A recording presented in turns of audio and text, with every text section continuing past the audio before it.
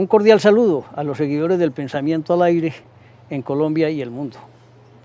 Continuando mostrando personajes importantes de la vida nacional colombiana, invitamos hoy al doctor Luis Alfonso García Carmona, abogado de la Universidad de Antioquia, con especializaciones en La Haya y también en EAFID, en la parte de administración. Pero tiene una ventaja, y es que es un hombre de gran experiencia en la rama judicial colombiana. Bienvenido al Pensamiento al Aire, doctor. Muchas gracias, mi querido Antonio. Hombre, es un placer para nosotros que usted esté contándole a las generaciones presentes y pasadas lo que ha sido Colombia. Y sí quisiera que nos contara un poquito de su vida profesional y el ejercicio profesional de abogado, como juez. Con mucho gusto. Bueno, yo como abogado creo que recibí una preparación universal, porque es una carrera muy completa, que me ha permitido no solamente el ejercicio como abogado, sino también el ocupar algunas posiciones tanto en la rama judicial como en la parte ejecutiva del gobierno. Pero a mí no me llama la atención tanto hacer una relación de las posiciones que uno ha ocupado, sino más bien de las realizaciones. Porque yo entiendo que gobernar es prestar un servicio público, no como ahora que se estila que gobernar es tomar una posición como trampolín para ascender a otra. Entonces, en primer lugar, en la rama judicial, como usted me pregunta, era otra época. Era una época donde, a pesar de los escasos recursos, los jueces fallaban a su leal saber y entender, y sobre todo fallaban en derecho.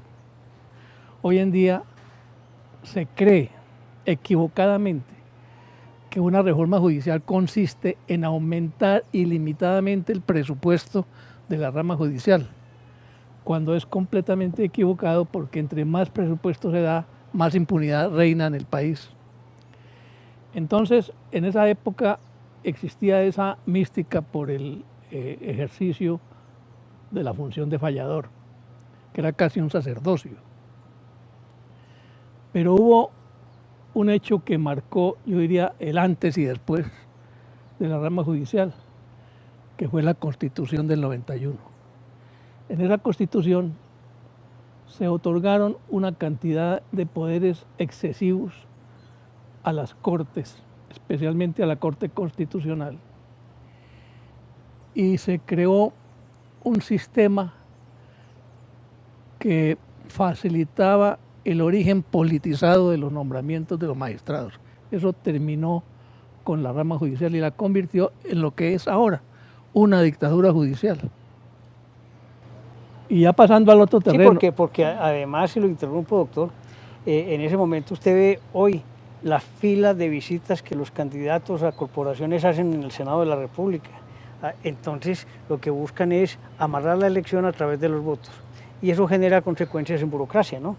En meter parientes cercanos y hacer el carrusel que tanto daño le hace a Colombia. Es una corrupción muy bien organizada. Entonces, ¿con qué libertad van a juzgar o a investigar en la Comisión de Acusaciones de la Cámara de Representantes a los magistrados, si los magistrados a su vez juzgan a los representantes? Es decir, ahí lo que existe es un hagámonos pasito, hagámonos pasito. En cambio, lo que hay que crear es un tribunal separado que juzgue, investigue y juzgue a todos los aforados, a todos los que tengan un fuero por razón de su categoría o su calidad. Bueno, y como usted me preguntaba de mi vida, pues también ejercí cargos en el área administrativa, especialmente en el departamento de Antioquia, donde tuve la feliz oportunidad de trabajar con dos grandes gobernadores, con Octavio Arizmendi Posada, con el que desarrollamos un programa muy conocido en esa época, con el eslogan de los antioqueños podemos hacer más. Sí, ¿Qué era eso? Era simplemente unir los recursos del departamento, los de los municipios y los de las juntas de acción comunal. ¿Para qué? para trabajar por el desarrollo municipal. Y eso que en esa época el tiempo de los gobernantes era corto, dependía de muchos factores, ¿no? Políticos, hasta como eran elegidos por el presidente los gobernadores, no eran largos periodos como los de hoy. Había, ¿no?, muy poca estabilidad, con excepción del periodo que a mí me correspondió, donde el presidente, que en ese momento era Carlos Lleras Restrepo, mantuvo la estabilidad de sus gobernadores. Él tuvo solamente 2 gobernadores en Antioquia, que fue Octavio Arizmendi y luego Jorge Pérez Romero, con el que también tuve la oportunidad de trabajar.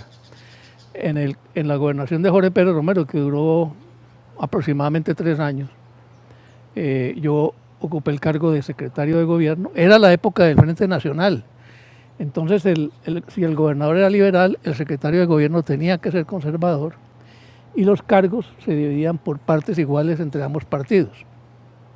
Era la época, pues, de la paridad y de la alternación.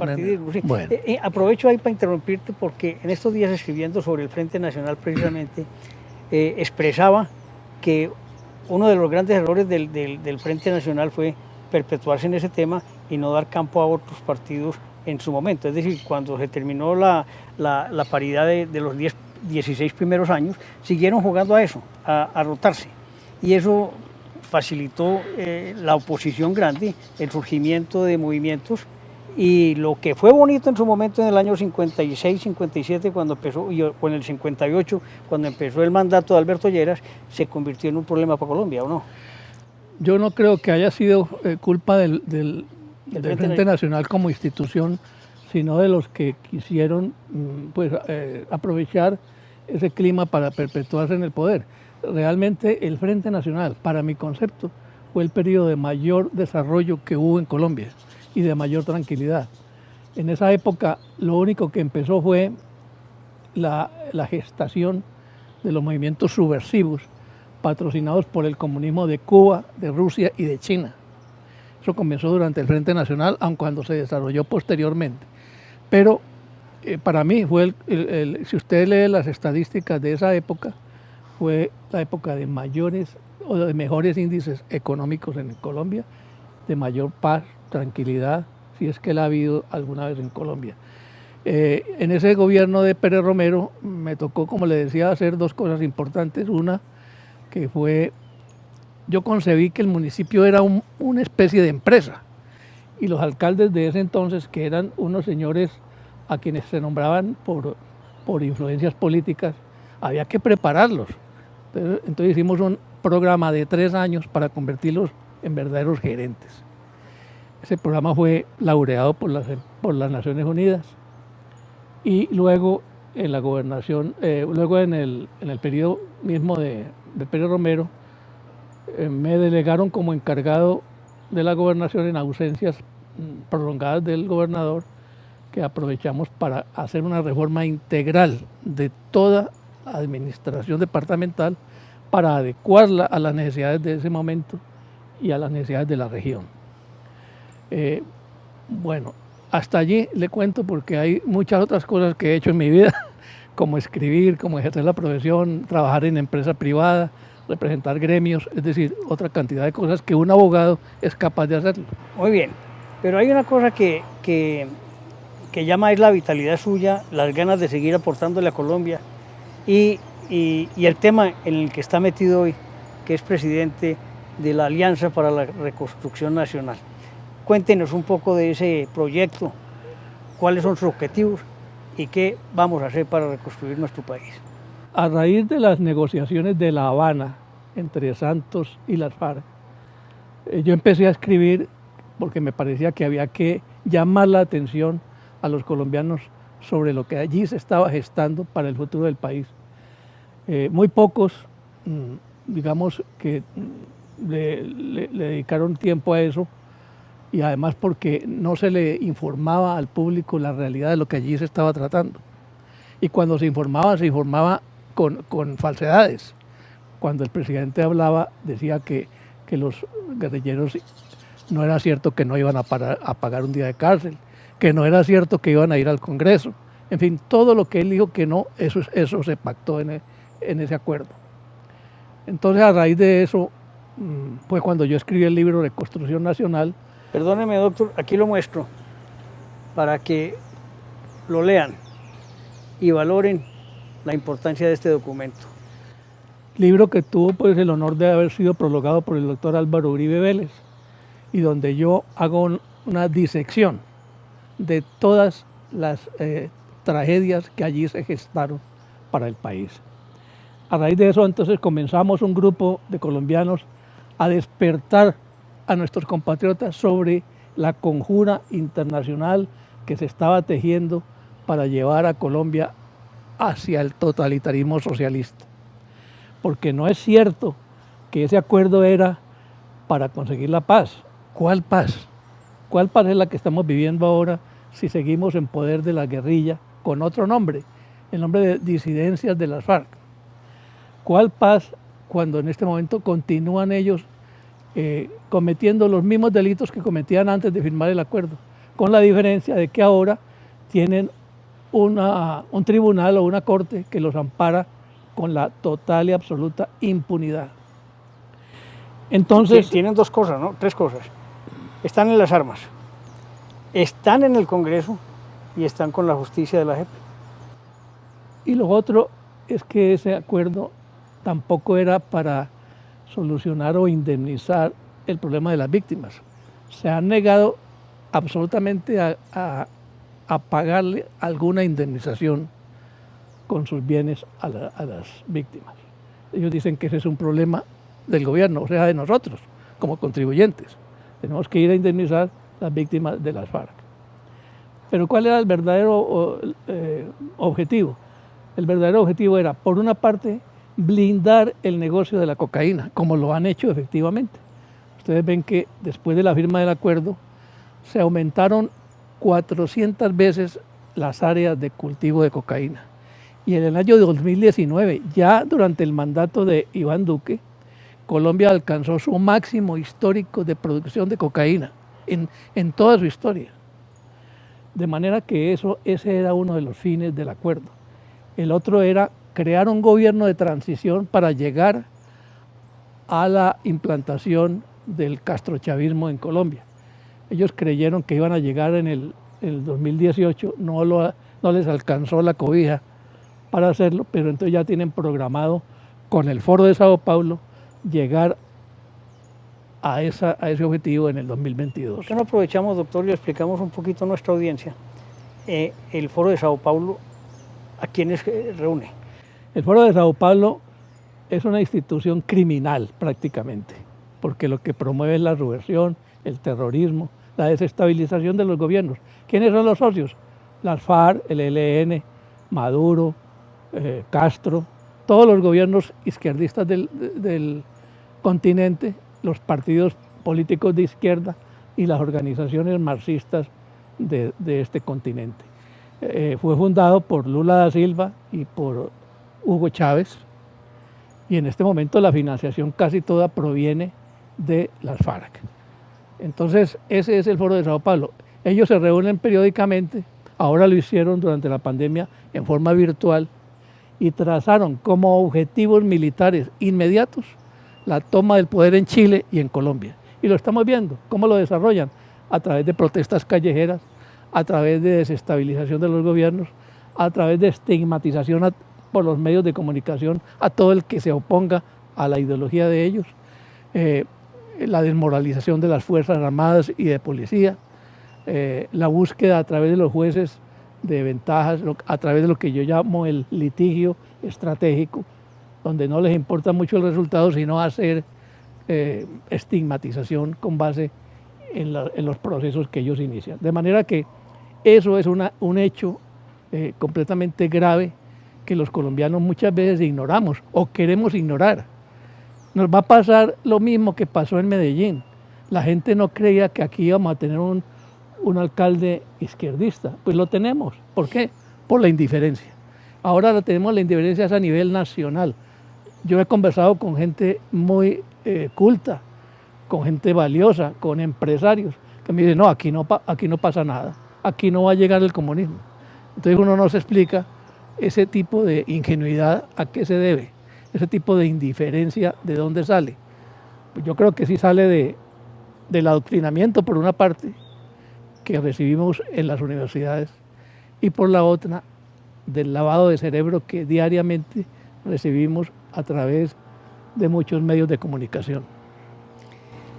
Ese lavado de cerebro lo ve uno hoy en las cátedras universitarias, ¿no? Cómo profesores de una tendencia izquierda absoluta están metidos en la cátedra en universidades tan importantes, no voy a decir nombres para no herir susceptibilidades, pero de un nivel, digamos, económico alto. Y eso ha generado también que esa juventud se esté permeando bajo ese criterio.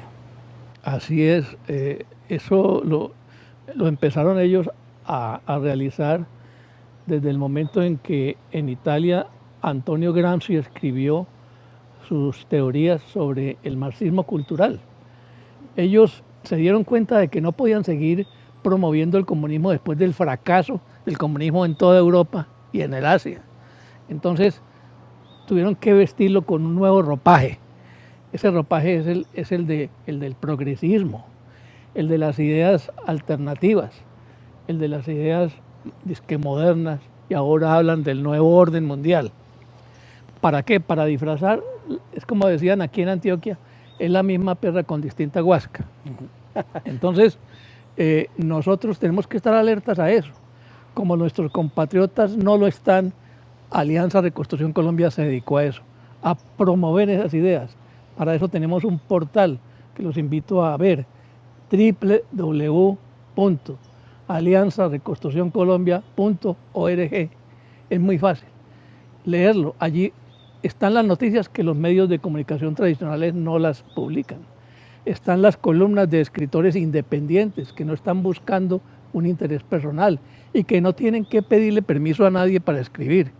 Porque si ahora uno toma la mayor parte de los medios de comunicación, resulta que los escritores, muy buenos por cierto, se dedicaron a escribir lo que es políticamente correcto. Pero entonces no se atreven a decir algunas cosas porque van a mortificar a alguien o a determinado grupo social o económico. No, nosotros estamos diciendo lo que hay que decir, la verdad. ¿Y cuál es nuestra meta? Dirán, hombre, ¿qué posibilidades hay para atajar la izquierda? No hay sino una sola posibilidad. No es ningún referendo, no es ninguna coalición, porque las coaliciones no tienen en este momento la capacidad de detener la izquierda. No hay sino una sola solución, es unir a las mayorías silenciosas de Colombia, aquellas que salen espontáneamente a defender el país cuando está en crisis, aquellas que salieron a votar no al Acuerdo de La Habana, así se lo hayan robado, aquellas que cuando ven que el país se va a perder salen a defenderlo. Esas mayorías silenciosas, que en su mayor parte son de la clase media, son las que tienen que unirse en un movimiento suprapartidista, por encima de los partidos, por encima de los intereses personales, por encima de los intereses de grupos, para defender el país. Y los invito a lo siguiente, a que votemos masivamente en el 2022 por el Congreso. Que los colombianos somos muy adictos a votar por el presidente, pero nos olvidamos del Congreso. Entonces llega un presidente sin gobernabilidad, llega un presidente con una cantidad de votos, pero no tiene bancada. Es imposible cambiar el país si el presidente no tiene un apoyo en el Congreso. Ahí te pregunto, en el Congreso hoy se hacen casi que listas empresariales, porque cada cual de un movimiento político tiene su propia campaña, busca su propia financiación, pero el partido se ha perdido como tal. No hay esa unidad de listas únicas que en mi opinión son las que le dan identidad al partido. Eso fue una modificación de la ley que trajo la corrupción en la política. Pues más corrupción, porque siempre la ha existido, pero trajo más corrupción porque la lista cerrada por lo menos permitía que el elector, al votar, por ejemplo, por el Partido Liberal, en el momento en que el Partido Liberal tenía ideas, tenía programas, sabía a qué atenerse. O si votaba por el conservador, pues el conservador también tenía una ideología. Hoy en día no hay ideologías, no hay programas, no hay tesis, sino simplemente una empresa, como tú dijiste, una empresa electoral. Yo monto un directorio de garaje, consigo una plata para hacerme elegir con unos amigos, después en el ejercicio del cargo consigo con qué pagar las deudas y con qué ayudar a quienes me ayudaron y se acabó. Ahí no hay ningún interés de beneficio ni a la comunidad, ni al país, ni de defender ninguna tesis ni ningún programa. Los partidos, todos, sin excepción, cayeron en lo mismo. Desde el momento en que se abrieron las listas y cada uno de los elegidos o de los candidatos es un empresario. Y eso hace que surjan la cantidad de cosas malucas que vemos hoy en Colombia. Antonio, le voy a aclarar una cosa. Nosotros nos proponemos una cosa que puede ser quijotesca, pero hay que hacerla, o por lo menos proponerla. Es con las personas que se afilien a este movimiento, así sean personas desconocidas políticamente, vamos a hacer el gobierno y vamos a hacer el Congreso. Una persona, digamos un profesional de clase media, que ha sido exitoso en su profesión, que no lo conoce nadie, que no tiene intereses políticos, hay que llevarlo al Congreso, porque esa persona sí va con el deseo de cambiar las cosas. Pero nosotros no podemos cambiar el país con los mismos que lo tienen en el estado en que está. ¿Cómo vamos a acabar con la corrupción con los corruptos? Es imposible. Por eso nosotros nos hemos propuesto eso, llevar personas sanas, personas honestas. Y no es mentira, todo el que quiera trabajar aquí puede hacerlo. Eso sí, nosotros no vamos a empezar a darle avales a todos los corruptos, que porque el uno dice yo tengo tantos millones para la campaña, o porque el otro me diga es que yo tengo este currículum porque he ido al Congreso 40 años. Esas personas para nosotros no valen, como dicen los españoles, no valen.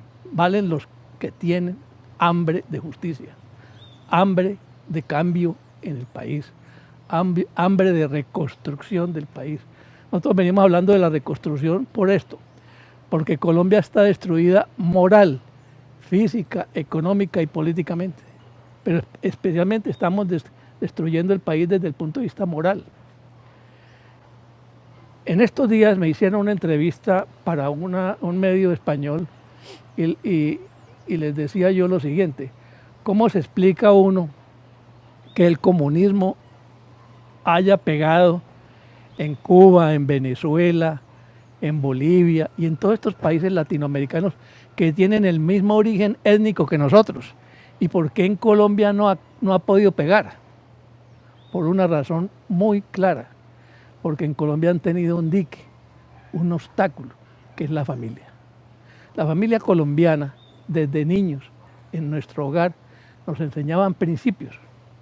No voy a hablar de fanatismo, pero sí voy a hablar de principios cristianos. Es que la cristiandad tiene unos principios totalmente contrarios al materialismo ateo del comunismo. Principios que están por encima de los intereses del Estado, por encima de los intereses egoístas de las personas. Y esos principios que nos formaron a nosotros es los que han impedido que el comunismo pegue en Colombia. Pero ojo, hay un peligro muy grande. El peligro es que el comunismo entendió eso y entonces desde hace varios años empezó la destrucción de la familia, porque es el único obstáculo que tenían en Colombia. ¿Cómo la están destruyendo? Por dos vías: la ideología de género y el aborto. Ya los jóvenes les parece muy común y muy loable las parejas homosexuales, y les parece a las mujeres que ellas tienen derecho a abortar en cualquier época del embarazo, y les parece que el que hable de eso, en contra de eso, es un fanático o es un fascista. Pues no, nosotros tenemos la obligación no solamente de conseguir votos, sino de educar a la juventud. Y si algún día llegamos al poder, lo primero que vamos a hacer es cambiar el sistema educativo en Colombia.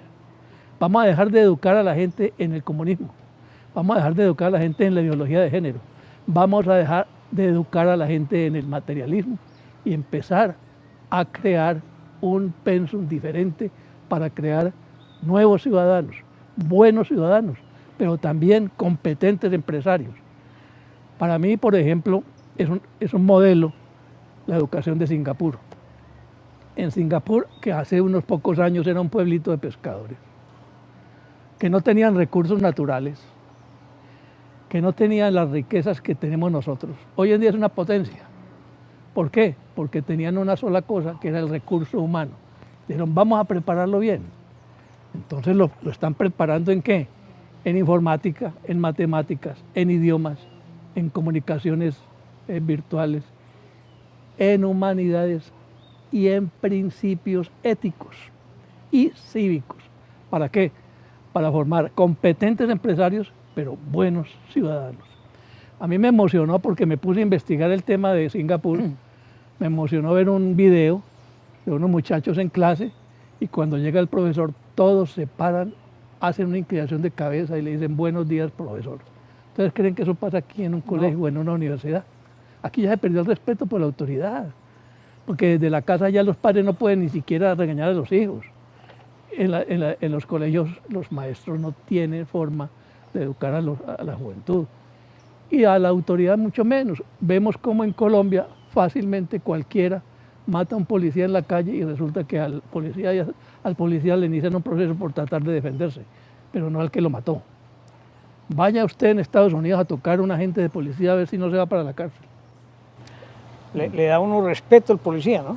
Entonces estamos para atrás como el cangrejo, mi querido doctor. Otra cosa, doctor, y es que acuérdese que en Colombia también se perdió la cátedra de historia, de ética, inclusive de geografía. Aquí pregúntele a cualquier estudiante joven, no sabe dónde está parado.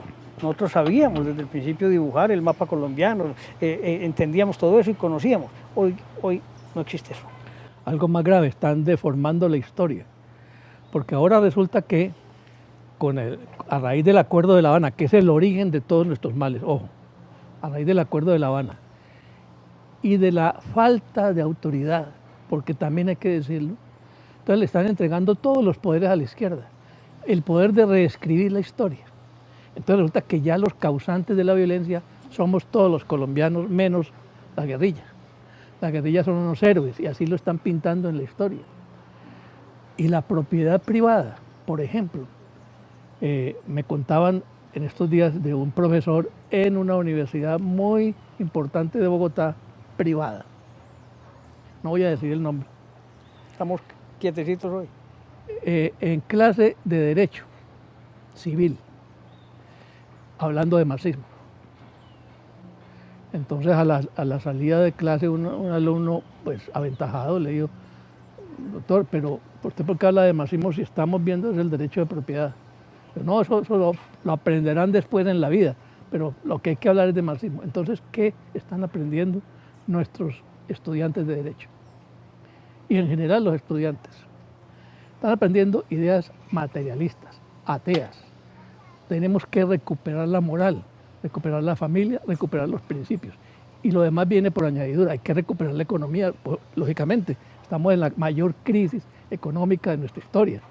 Pero también para eso hay que tener criterios. Los criterios es que hay que tener la orientación de gobernar para los más débiles. ¿Qué es gobernar para los más débiles? Nosotros no podemos seguir pensando en que hay que aumentar impuestos. No podemos seguir pensando en que hay que endeudar al país indefinidamente. Tenemos que pensar en ideas creativas. Por ejemplo, hay pactado con las FARC unos gastos de 129 billones con B de pesos que cuestan los acuerdos de La Habana. ¿Vamos a gastarnos eso en las FARC o vamos a gastarlo en beneficiar a los que se quebraron en la pandemia y a los que se quedaron sin ingresos porque vivían digámoslo así, del empleo informal y se quedaron sin ingresos? Yo creo que primero hay que pensar en la población. Por eso es que hay que acabar con el acuerdo. Todo el mundo habla mal del acuerdo, pero nadie es capaz de decir hay que acabar con el acuerdo. Yo, con la Alianza Reconstrucción Colombia, me comprometo. Si llegamos al poder, lo primero que hacemos es terminar con ese acuerdo. Hay muchas razones jurídicas para hacerlo. Doctor Luis Alfonso, lo voy a interrumpir para preguntar una cosa. ¿La Alianza de Reconstrucción ya tiene una organización nacional o está en el proceso? La Alianza de Reconstrucción Colombia está en proceso de conseguir líderes en todas las regiones. Yo siempre he dicho que nosotros somos como los espartanos. Nosotros no necesitamos sino 300 guerreros para tomarnos el poder y cambiar el país, como los 300 de las Termópilas. Nosotros con 300 líderes cambiamos el país. ¿Por qué? Porque los 300 líderes son el factor multiplicador en cada región. Entonces, eso es todo lo que necesitamos. Ya llevamos, no los 300, pero una buena parte. Y lógicamente que tenemos un programa que es totalmente distinto al de los actuales gobiernos o al del actual gobierno. ¿Por qué? Porque vamos a tocar primero los 5 temas fundamentales. ¿Cuáles son ellos? Primero, hay que destruir el Acuerdo de La Habana. ¿Cómo? No lo puedo decir desde ahora a ellos, porque uno nunca le va a dar las armas al enemigo. Segundo, hay que acabar con la droga, hay que erradicar la droga fumigando, porque es que la droga es el semillero de la violencia en Colombia. Segundo. Tercero, hay que acabar con la corrupción, que le cuesta al Estado 50 billones de pesos anuales. Son 2 reformas tributarias al año. Cuarto, hay que defender la familia. No en ese orden, pues, que el orden de los factores no altera el producto. Y quinto, hay que devolver la justicia al país. Aquí no tenemos justicia. Y un país sin justicia no es un país viable. Y yo le agregaría un 6.º punto. Hay que devolverle la paz y la seguridad a los colombianos en el campo y en la ciudad. Hay que fortalecer las fuerzas militares, hay que cambiar la ley penal, hay que ejercer la autoridad. El presidente debe ejercer el comando de las fuerzas militares, no delegar el orden público en los alcaldes y menos en los izquierdistas. Ese es un programa de gobierno completo el que estaba mostrando el doctor Luis Alfonso. No me voy a ir sin esta última pregunta. ¿Alianza Reconstrucción también va por la revocatoria del alcalde de Medellín? Claro que sí. Nosotros tan pronto supimos el atentado del alcalde Quintero contra las empresas públicas y contra la obra de Hidroituango, propusimos, aún en contra de lo que pensaban algunos dirigentes, que había que revocarle el mandato. Por fortuna, esa propuesta ha sido respaldada por otros grupos de gentes que trabajan en las redes y que ya estamos todos unidos trabajando. Mire, es que aquí en Medellín nadie se imaginaba que íbamos a tener un alcalde de esa categoría. ¿Y por qué no se imaginaba nadie? Pues porque Medellín ha tenido, bien o mal, alcaldes que han cumplido con la mayor parte de los presupuestos que la ciudadanía requiere. Pero aquí pasaron 3 cosas. La primera fue la indiferencia. Mire que aquí hay 1.600.000 cédulas habilitadas en Medellín y votaron 800.000, o sea, el 50%. O sea, el otro 50% será que no le interesa el destino de la ciudad. En segundo lugar, pecamos de ingenuidad, porque este alcalde vendió su imagen como la de que era un independiente, que iba a acabar con las viejas y caducas clases políticas. Pero apenas empezó a hacer nombramientos, pues le está dando juego a Vargas Lleras, a César Gaviria, a Juan Manuel Santos y a Gustavo Petro. Entonces, ¿cuáles son las caducas clases políticas con las que va a acabar?